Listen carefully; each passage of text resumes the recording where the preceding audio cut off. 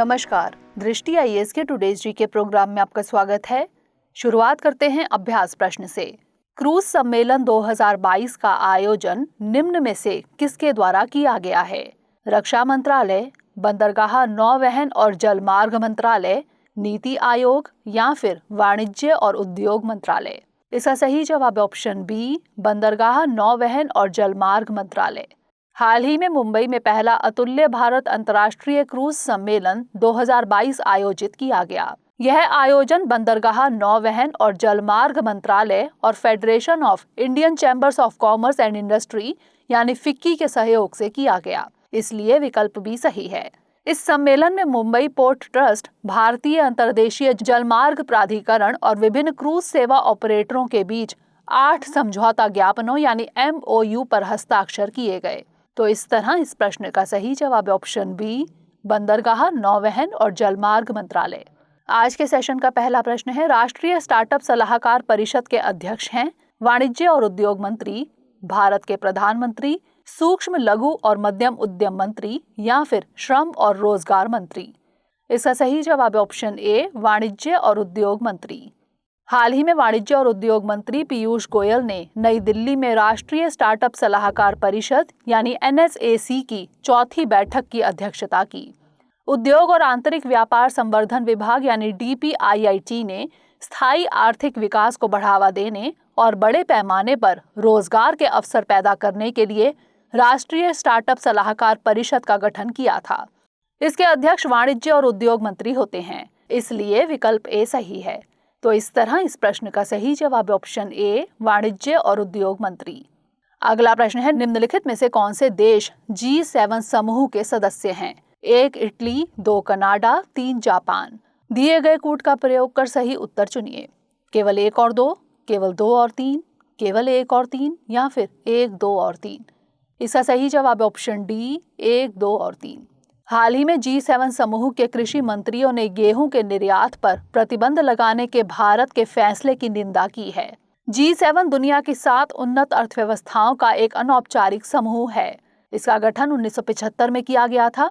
G7 के 7 सदस्य हैं UK, USA, Canada, Japan, Germany, France और इटली, इसलिए विकल्प डी सही है। आपको बता दें कि G7 का कोई औपचारिक संविधान या कोई निश्चित मुख्यालय नहीं है।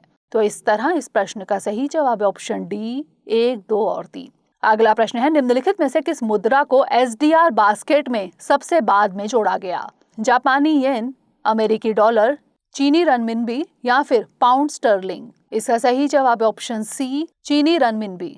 हाल ही में अंतर्राष्ट्रीय मुद्रा कोष यानी IMF ने SDR मूल्यांकन की अपनी पहली नियमित समीक्षा में डॉलर और युआन के भारांक में वृद्धि की है। विशेष आहरण अधिकार यानी SDR ना तो मुद्रा है और ना ही IMF पर दावा, बल्कि यह IMF सदस्यों की स्वतंत्र रूप से प्रयोग करने योग्य मुद्राओं पर एक संभावित दावा है। मुद्राओं के SDR बास्केट में अमेरिकी डॉलर, यूरो, जापानी येन, पाउंड स्टर्लिंग और चीनी रनमिनबी शामिल है। चीनी रनमिनबी को सबसे बाद में वर्ष 2016 में SDR बास्केट में शामिल किया गया था, इसलिए विकल्प सी सही है। तो इस तरह इस प्रश्न का सही जवाब है ऑप्शन सी, चीनी रनमिनबी।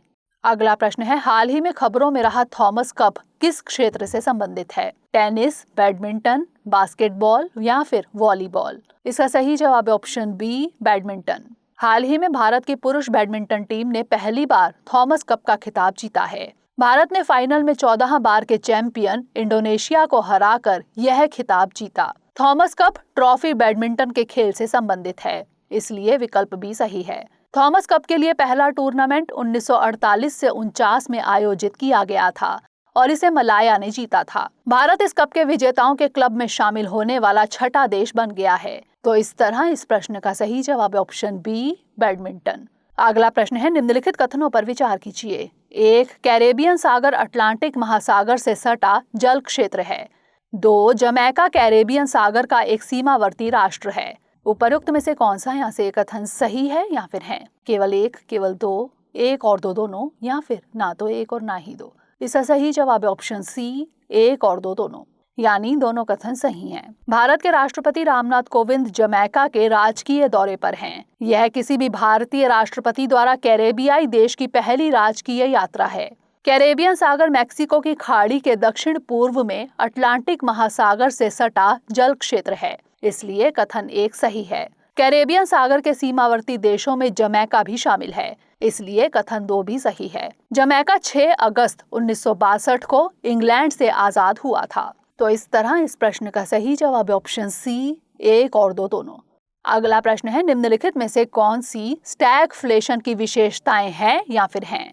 1 धीमी आर्थिक वृद्धि, 2 उच्च बेरोजगारी, 3 मुद्रास्फीति। दिए गए कूटों में से सही उत्तर चुनिए। केवल 1 और 3, केवल 1 और 2 या फिर 1, 2 और 3। इसका सही जवाब है ऑप्शन डी, 1, 2 और 3। स्टैगफ्लेशन एक ऐसी अर्थव्यवस्था को संदर्भित करता है जो मुद्रास्फीति में वृद्धि और आर्थिक उत्पादन के ठहराव का एक साथ अनुभव कर रही है। स्टैगफ्लेशन की विशेषताओं में धीमी आर्थिक वृद्धि, उच्च बेरोजगारी और मुद्रास्फीति आदि शामिल हैं, इसलिए विकल्प डी सही है।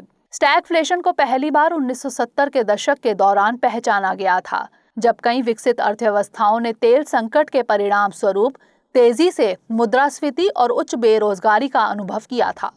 तो इस तरह इस प्रश्न का सही जवाब ऑप्शन डी, 1, 2 और 3। अगला प्रश्न है, राष्ट्रीय स्वच्छ वायु कार्यक्रम यानी एनसीएपी के संबंध में निम्नलिखित कथनों पर विचार कीजिए। 1 इसे पर्यावरण, वन और जलवायु परिवर्तन मंत्रालय द्वारा लॉन्च किया गया था।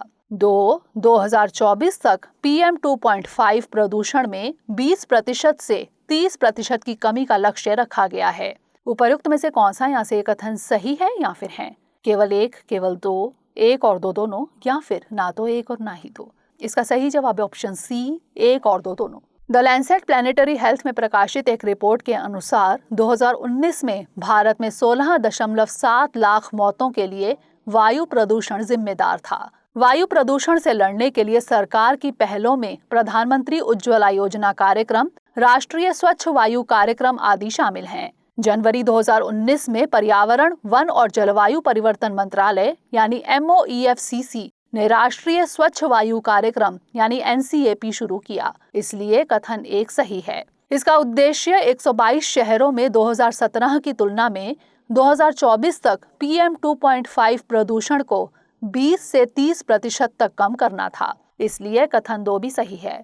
तो इस तरह इस प्रश्न का सही जवाब है ऑप्शन सी, 1 और 2 दोनों। अगला प्रश्न है, निम्नलिखित देशों को भारत को उनकी तेल आपूर्ति उच्चतम से निम्नतम के अनुसार व्यवस्थित कीजिए।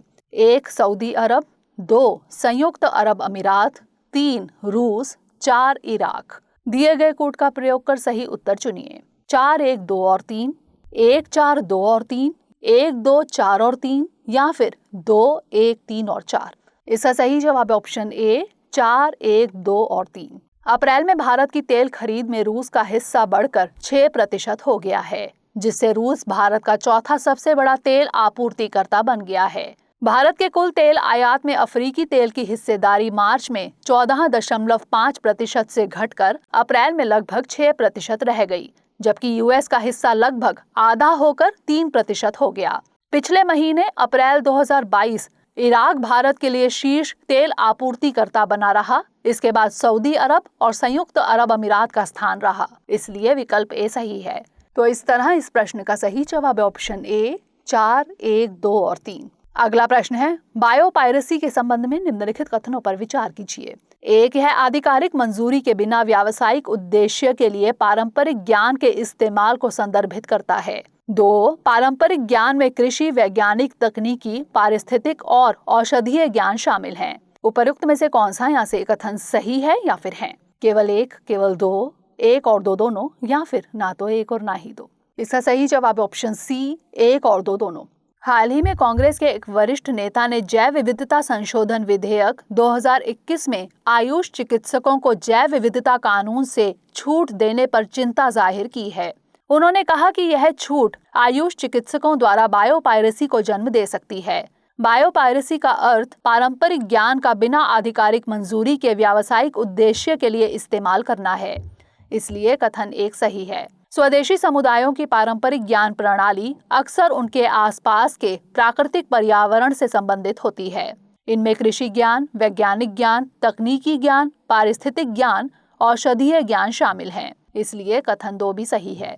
तो इस तरह इस प्रश्न का सही जवाब ऑप्शन सी, 1 और 2 दोनों। अंतिम प्रश्न है, उच्च रक्तचाप के संबंध में निम्नलिखित कथनों पर विचार कीजिए। 1, यह हाई ब्लड प्रेशर की स्थिति है। 2, इससे हृदय और गुर्दे की बीमारियों का जोखिम बढ़ जाता है। उपर्युक्त में से कौन सा यहाँ से एक कथन सही है या फिर है?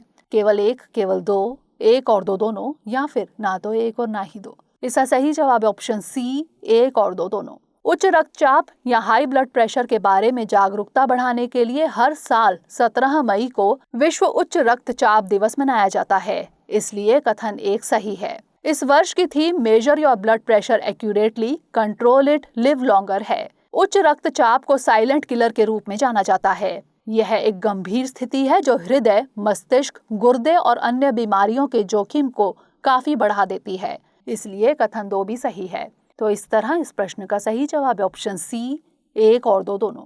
आइए अब नोट कर लेते हैं आज का अभ्यास प्रश्न। उच्चतम न्यायालय के न्यायाधीशों की नियुक्ति के लिए कॉलेजियम निम्नलिखित में से किसे अपनी सिफारिशें भेजता है? भारत के प्रधानमंत्री, भारत के राष्ट्रपति, कानून मंत्री या फिर भारत के मुख्य न्यायाधीश? इसका उत्तर हमें कमेंट सेक्शन में जरूर भेजिएगा। अगले सेशन में नए प्रश्नों के साथ मिलेंगे, तब तक के लिए धन्यवाद।